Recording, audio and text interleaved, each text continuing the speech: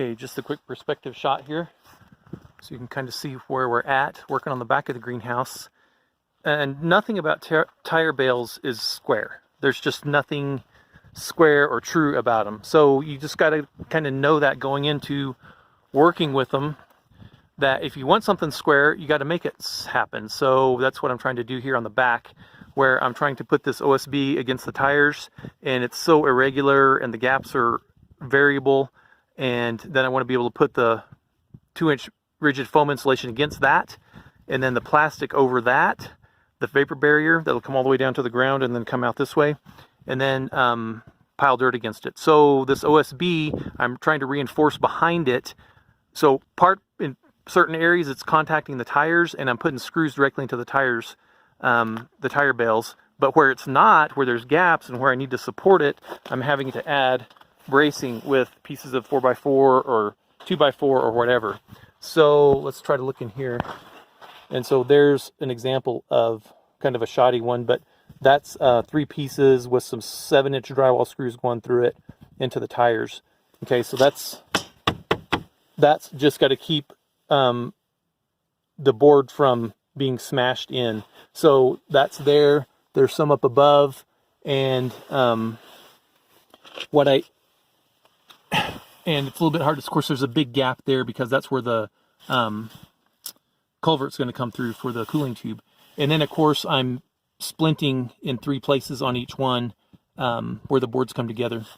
And then, of course, where the board contacts the tires, like right there, that's where I'm putting screws directly into.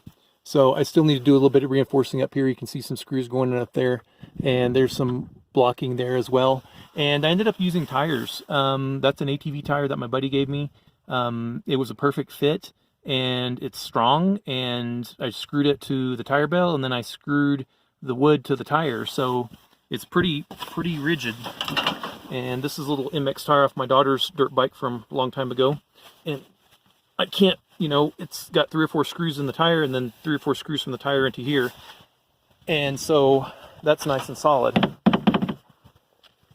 So that'll do the job. I'm trying to keep them up off the ground like one of my buddies suggested, just to make sure it's not going to wick dirt up or moisture up from the soil. And so these tires are the perfect fit for this piece that I'm going to drop in here. This is a little unusual because I put several screws in it just to hold it right there. It was a big hole behind here. It was going to take a lot of wood, so I went ahead and just reinforced that. Now, it's not that flexes on that side. There's some rigidity here, so I might go ahead and brace this behind here with just some wood just to keep that from moving. And then there's a block there, of course. There's my splints that are going to keep the boards from separating too much, and I'm going to overlap these joints with my 2-inch rigid insulation so that my joints don't line up.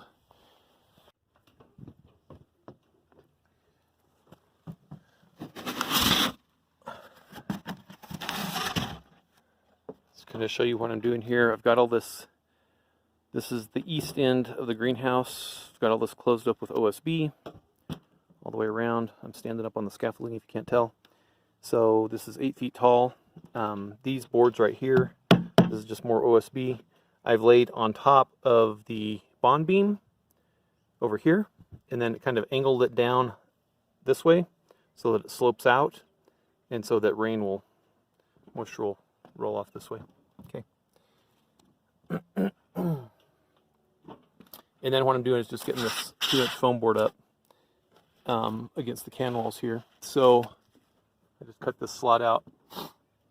I'll have to fill in that gap right there, but that's okay.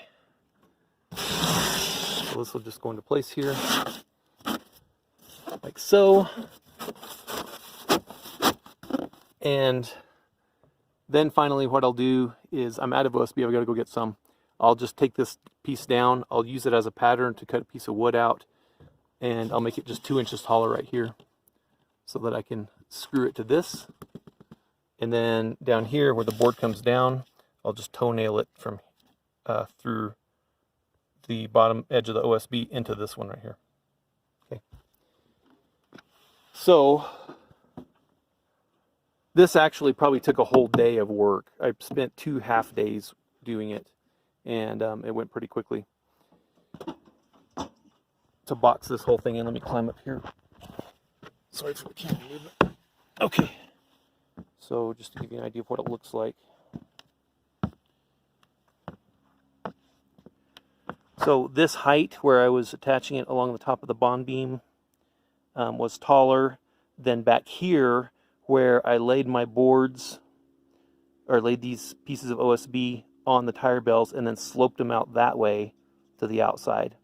Okay, so these back here, these boards on the back side here, these vertical ones, aren't quite 8 feet tall. They're a little shorter than 8 feet because I ended up cutting them off that top edge just to get a bit of a slope.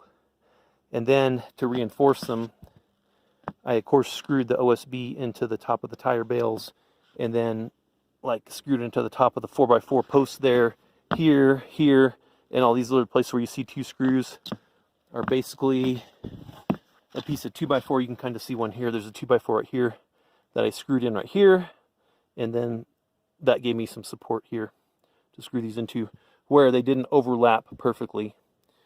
And actually, I just went ahead and did that in several places to give it some rigidity. And also that 2x4 also gives those top 2 pieces right there some rigidity so they don't flex like that. Okay. So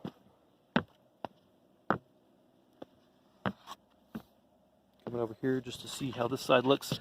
Same kind of thing there where I just closed it all up. That allowed me to put insulation over it. And we'll come out here for perspective so you can kind of see where we're at. So there's the vertical piece on the west wall. And like I said, this took about a day. It really wasn't too bad. And just brought it right up against the can wall.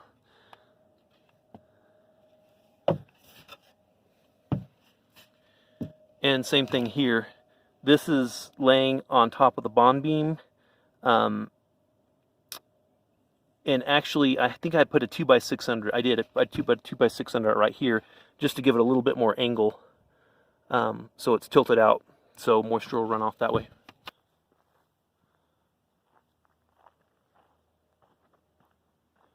And then just a perspective shot from out here. Okay, good.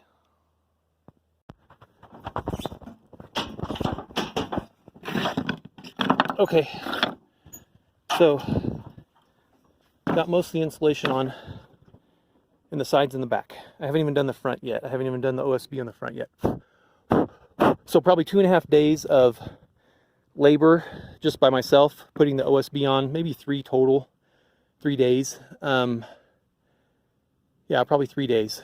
And I haven't even done the front yet. This is just the back. So I want to talk about a couple things. Two mistakes that I made are my insulation is not continuous. And I kind of knew that going into this, that it wouldn't be, but I've changed my thinking since then about how I did this. So can wall, right? Can wall's right in on the inside here. Then insulation, and then board, and then I'll put tar paper, and then I'll put plastic, and then metal.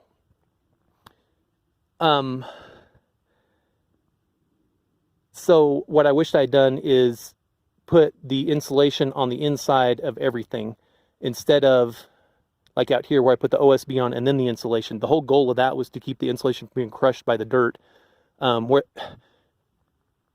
So if I had done this where I just put the insulation against the tire bales, there would be a lot of cavities behind the insulation that the dirt would just end up compressing and crushing the insulation. So it'd have places where it was just fractured and caved in. So that's why I put the OSB on, right? But I wish I put the OSB on the outside now, because I think the insulation would have been fine against the tire bales. I would have had to reinforce it in places, of course, just like I did the OSB, and then put the OSB on the outside, especially for this part right here. That way my insulation would be continuous, and then my board on the outside would be continuous, because when I go to put metal flashing on the outside right here, I'm going to have to get some long screws to go through this insulation to hit my board that's underneath this insulation here. So it's not going to be a problem there on the wall, but here on the top, it's going to be a problem. So in hindsight, I wish that's what I'd done. Also, I thought I was saving money by using pieces of old scrap board. Like I cut this OSB off the back edge here about 6 inches, 8 inches. So I was cutting several pieces of these. And then so originally I was using washers and screws, but sometimes I'd tighten them down and the washer would pop through and break through the insulation pretty easily. So I thought, well, I'll use these. These will be better. It'll spread out the load better and hold it on better. And it's a good idea for the sides. But I put it all along the top here and along the top here until I finally realized, whoops, I'm going to have plastic or a metal laying on that, and it's going to be all irregular. So I went ahead and took it off the top edge here and put just washers. So these are 1.5 inch 3/16 hole washers. So I use those on the top because I will have metal coming down here and going out here.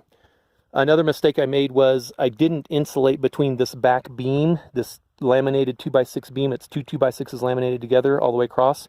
There's a space between that and the interior can wall. The interior can wall's probably right about up there. So there's about a foot of space there. And my original plan was to put insulation batting in there, R30 insulation batting or whatever, and just fill that. And I forgot, because I knew I wasn't going to be able to insulate between the gutter and this back beam. So I forgot to do that. And am I going to pull the roof off to do that? I don't think I'm going to. So I'm going to have an area that's basically the height of the gutter, because I'm still going to insulate underneath all this. This is all going to be spray foam insulation underneath this edge. It'll take a few cans to do that, but it's going to cover that concrete bond beam right there where the gutter goes along underneath the gutter.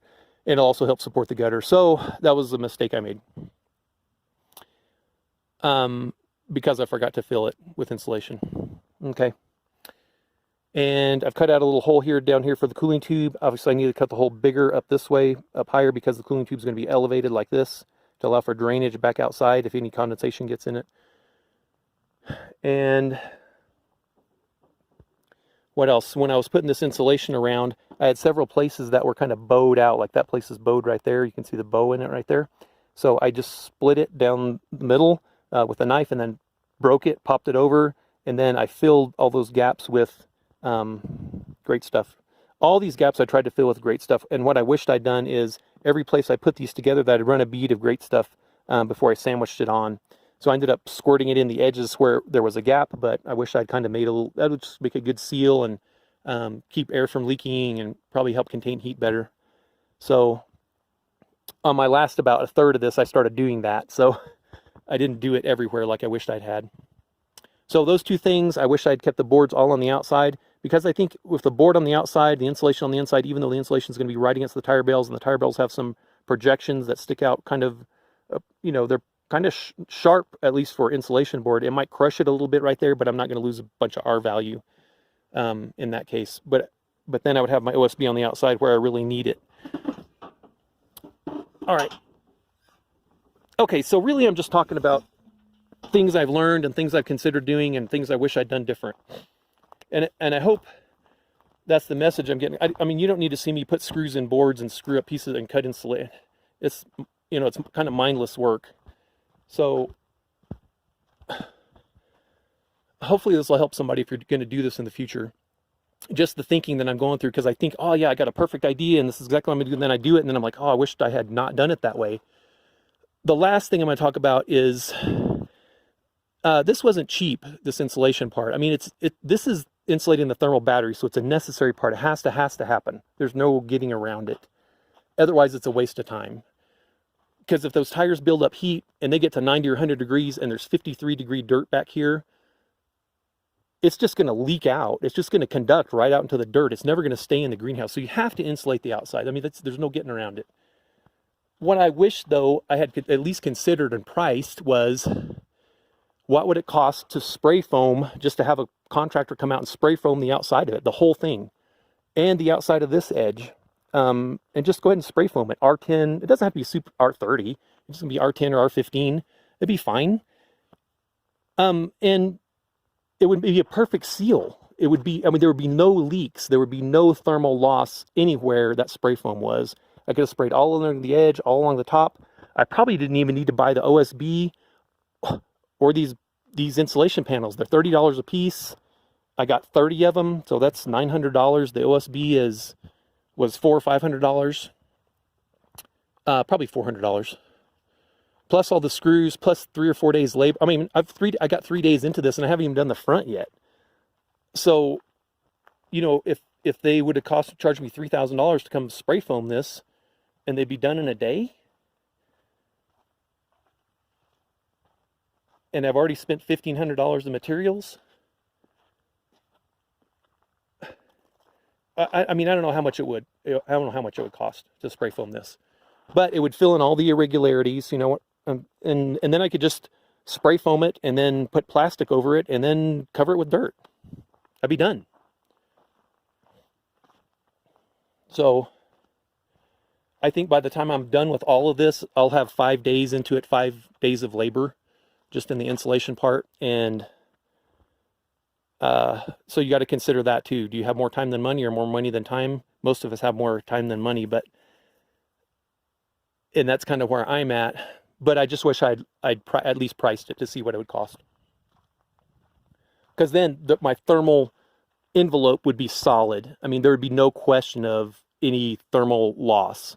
It would just be, it would be solid. So, and yeah, there would be a couple places that I'd have to put wood up just where I'm going to put my boards, but I could put the wood up on top of the insulation that they spray on and use some long screws to screw it into the tire bales or into the other wood that I have up there, and it would have been fine. So, okay, just some things to think about. Hopefully this helps somebody. I'm going to wrap it up for the day, and hopefully the next couple weeks I'll have this front part done, and then I'll get the plastic on, and then we'll start moving some dirt.